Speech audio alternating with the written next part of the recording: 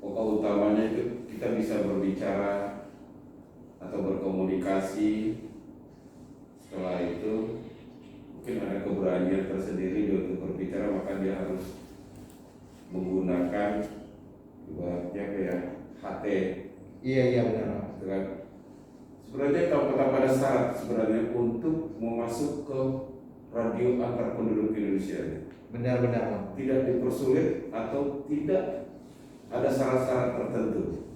Hanya bisa berbicara dengan sopan, etis, santun, dengan digunakan perangkat. Setelah itu baru kita rekrut, kita kasih bimbingan. Seperti apa yang dikatakan wakil ketua tadi, dia harus bisa mempelajari kode 10 rapi.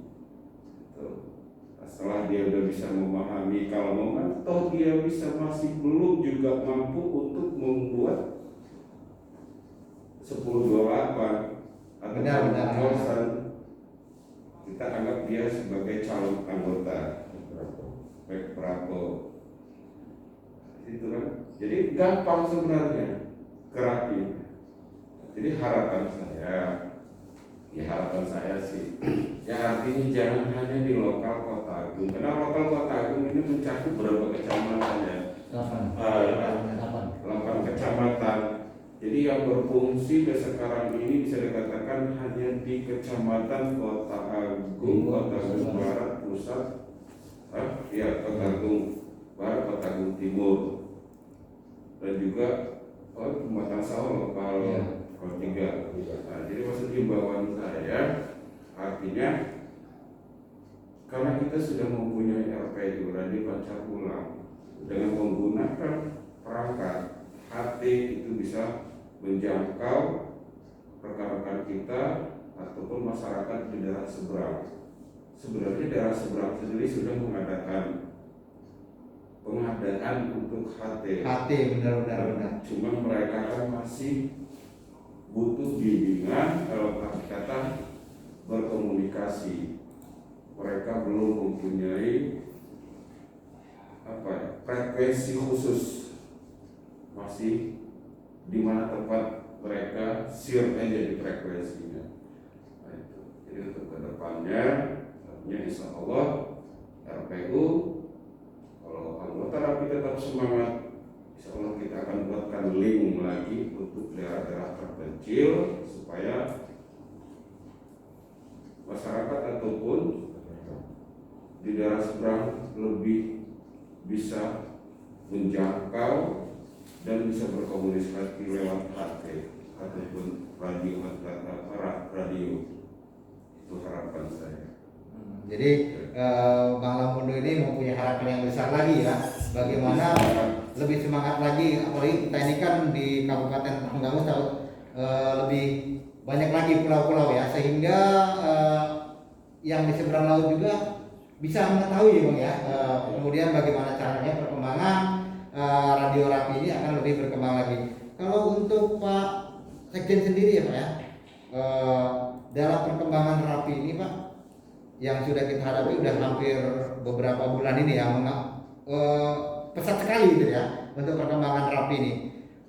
Kita sampaikan juga Pak, buat Pak Sekjennya ya, ada beberapa saya lihat kemarin itu kegiatan-kegiatan ya, itu dari naluri kita sendiri seperti apa gitu Pak untuk kegiatan rapi yang ada di Kabupaten Tanggamus ini itu ke depannya gitu Pak. Baik, terima kasih. Kalau dari kejadian-kejadian kemarin seperti yang disampaikan dari awal tadi, memang karena organisasi ini bersifat sosial, jadi semua kawan itu memang termotivasi masing-masing tersendiri, tanpa digerakkan juga memang kawan-kawan sudah gerak, karena memang alhamdulillah semua anggota itu menyadari bahwa organisasi ini rapi ini adalah jiwanya sosial. Kedepannya mudah-mudahan semakin banyak anggota, semakin banyak kita terbantu komunikasi, karena selain dari komunikasi silaturahmi ini juga bermanfaat untuk pantauan pengamanan, penyampaian informasi dari pelosok. Jadi pemantauan pengamanan kita ya dengan adanya radio rapi kita ini, sehingga Tanggamus akan kondusif ya Bang ya. Banyak manfaatnya jalinan silaturahmi kekeluargaan kita akan lebih berkembang lagi. Ya. Untuk Pak ini ya, Pak Anton ya, sebagai wakil ketua 2 ya untuk wilayah Rapi Kota Agung Tanggamus ini, itu untuk kedepannya itu harus kita adakan pelatihan apa seperti apa gitu loh Pak, untuk perekrutan daripada anggota-anggota Rapi ini, sehingga Rapi ini kan saya lihat tadi dalam perbincangan kita ada kode-kode tersendiri, kemudian ada penyampaian-penyampaian sendiri, sehingga dalam pelaksanaan tata bicara itu akan lebih berkembang lagi. Itu seperti apa untuk kedepannya Pak, gitu Bang, dalam perekrutan nanti? Jadi, kalau untuk rekrutan, sebenarnya kalau untuk digunakan ataupun untuk bergabung di Rapi, tergantung daripada individu. Karena satu itu memang ya untuk ajang silaturahmi yang memang sangat ya sangat besar lah silaturahminya, yang tadinya kita nggak kenal seorang istri bisa kenal. Nah, cuman dalam untuk kita merekrut, ya itu paling kita dengan sosialisasi ataupun kita ada kasih pertemuan kan, mungkin kalau dengan ada pertemuan ataupun arisan itu ada apa, acara apa, nah, mungkin dengan mereka bertanya kita akan jelaskan fungsinya dan kegunaannya. Nah, jadi kalau untuk perekrutan ataupun apa biar masuk di organisasi itu ada apa ya, ada ketertarikan tersendiri lah dari individunya. Jadi kalau harus kita paksa kayaknya agak susah karena ini apa ya, kadang-kadang apa ada rasa sendiri keluar dari hati, saya pengen beri. Begitu dia sudah sebulan akan terasa manfaatnya bersosialisasi dengan kawan-kawan di luar kabupaten kan, dan kalaupun ada acara saling menopang semua, maupun dia ada musibah, ada kabar gembira, rasa kekeluargaannya kental. Karena aku sendiri boleh dikatakan kalau untuk bahasa ini ngebreak ya, mungkin begitu pas lahir kalau bisa ngebreak udah ngebreak, saking lamanya, saking enaknya Bang ya kita ya dalam pelaksanaan media informasinya ya. Dari keluarga, ibu, bapak, ada adik, bahkan aku sendiri. Iya. Sudah keturunan breaker, kalau bahasa breaker itu. Breaker udara ya kita ya. Nah jadi karena sudah dirasakan manfaatnya, kekeluargaan lah, terutama sosial kita kan. Tadi saya nggak kenal sama orang metro, begitu ngobrol pindah frekuensi kenal orang metro. Nah, dalam hati kata suatu saat kita ke metro kita kan tinggal buka pesawat kita baru ketemu. Benar. Begitu pas ketemu ya sudah seperti akrab, sudah seperti saudara. Walaupun kita baru satu kali ketemu. Nah itulah manfaatnya. Ya mudah-mudahan dengan adanya acara ini Radio Cahaya mengundang Rapi untuk lokal 2, pemirsa mendengarkan ada sisi-sisi yang positif. Memang sisi yang positif yang akan bermanfaat. Itu aja. Itu ya. Iya.